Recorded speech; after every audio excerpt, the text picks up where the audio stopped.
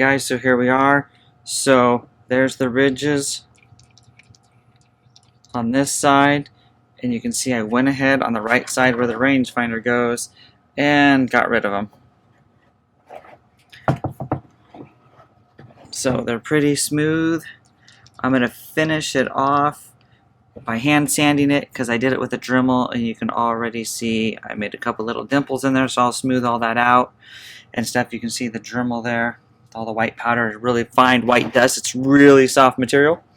But then I got the rangefinder kind of started to be put together here, and then that will just fit right there. So by the time I sand that down, put the rangefinder on there, you probably won't even notice any of the imperfections. Plus it's going to be painted. I haven't started painting it yet either, so I'll get all that sanded down, and so I got to paint the whole thing white, and then we'll put that on there, and this is going to be gray, so should be okay. And I can fill those holes if I need to with some epoxy and then sand it smooth to get it back to a flat surface, but I honestly don't think it'll be that big of a deal. So stay tuned for more.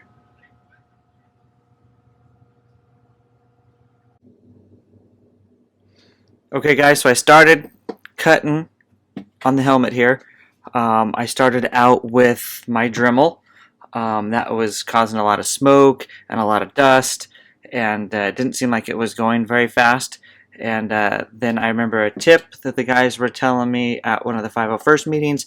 You just score the plastic with the blade, and so I'm just sort of like scoring it along here a couple times, and then you can just snap it right off, and it just breaks right off. And I'm gonna have these little edges here that I can just sand off later with the Dremel, just like I did with the little ridges on the side. So I think I'm just going to go through and cut the rest of this off with my knife. I just score around it and snap it off, and then I can trim it up with a sander to make it all smooth. And I will do some more and show you in a little bit.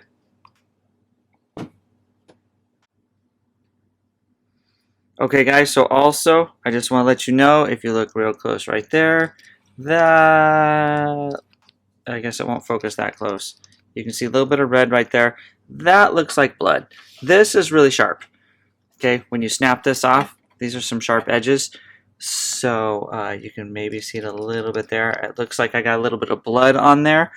So then I went and got, my shop gloves and stuff. Didn't think nothing of it. Started grabbing my helmet, and now you can see, I don't know if you can see it, there's little black fingerprints all over my helmet now, because I use those gloves to work on my car.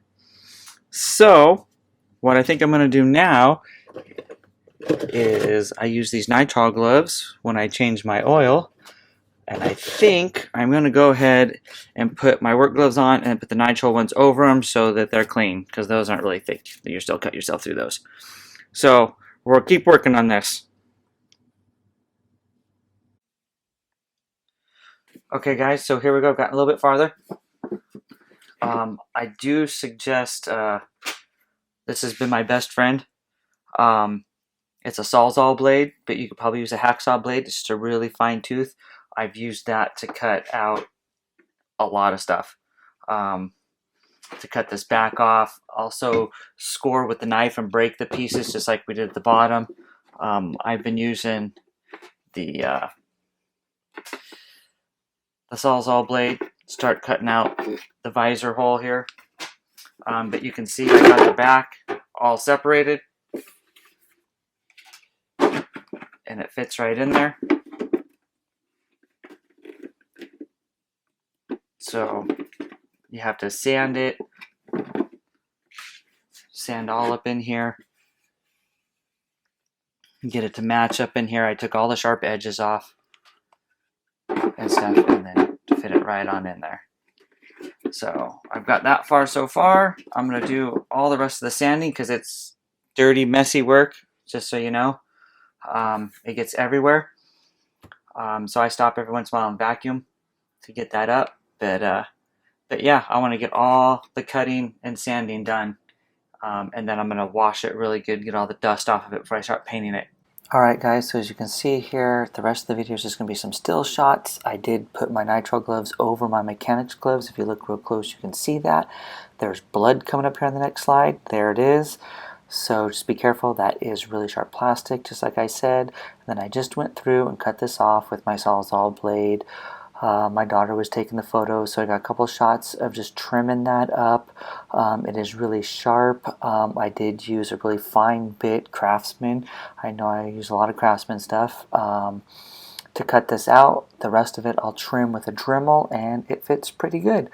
So I'm just going to start cutting out the visor. I'm going to use the same thin Sawzall blade. It cut through that just like butter. It was really nice. Got it all opened up.